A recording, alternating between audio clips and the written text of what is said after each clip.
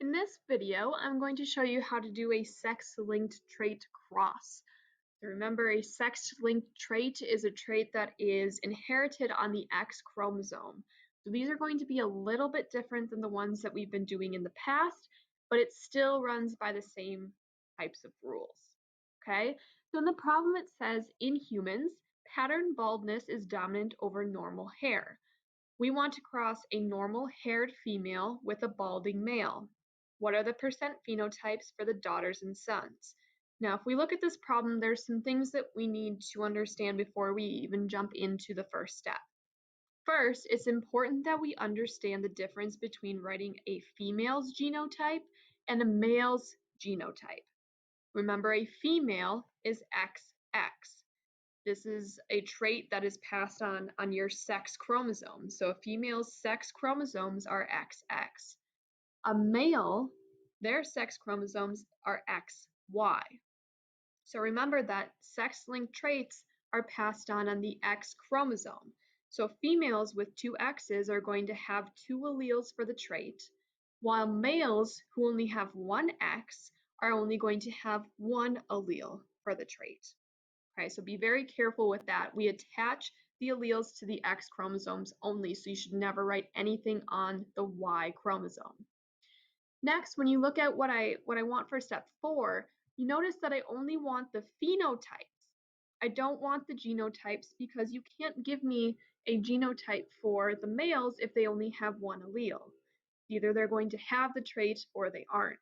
So I only ask for the phenotypes, which is the physical appearance, for the daughters and the sons. And that's the next big step, is to differentiate between the daughters and the sons once you get through the Punnett square.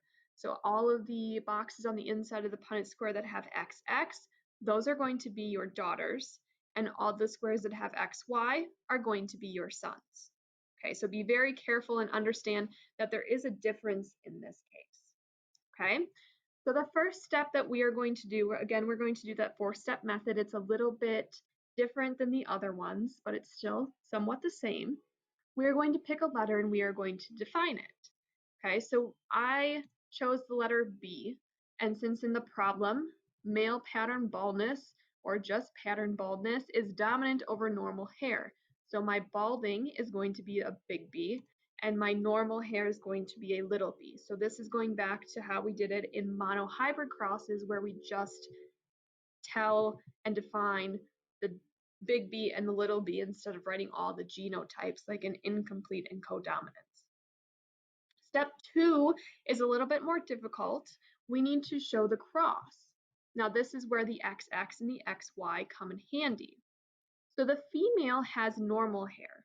In order to have the recessive trait, you have to have all little b's. And since a female is XX, I put on the first X one little b, and on the second X I put the second. So this is the only way that that female could have normal hair. If she had even one big B, she would have the balding trait. Okay, and then I'm crossing that with a male, so that's why I put XY, and the male is balding, so I put the big B on the X, and notice there's nothing on the Y, because these are traits that are passed on the X chromosome alone. So this is only related to the X, there's nothing on the Y.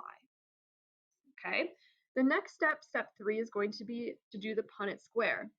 And you have to be careful because this X and this little b, they move together. They are a team. So we need to make sure that these stay together. This X and this little b stay together. This X and the big B stay together. And the Y just goes on its own.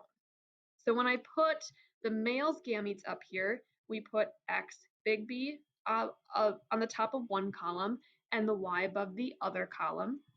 And when we put the mom's alleles in, we put the X with the big B along one row and X with the little b along the other row. But we need to make sure that we move these together. So when we do this first box here, we are going to bring down the X and the big B and the X and the little b from the side. This is your genotype. We don't just bring down the big B and the little b, we need to bring down the X's as well, because this allele is located on the X chromosome. So you get both.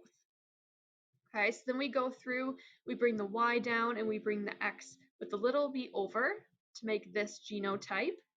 And we do that for all of the squares.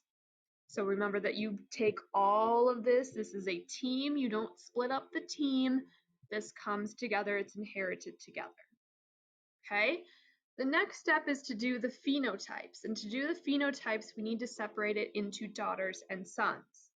The daughters are the ones, the boxes that have two X's. So this column here are the females. Those are your possible daughters. And the XY, this column here, is going to be your possible sons. When you look at the daughters, you notice that each one, they have the same alleles. So a big B, little b is going to have the balding trait. So your daughters are going to have that balding trait. Your sons, on the other hand, since they only have one X, they only have one allele, and that's going to determine what they have.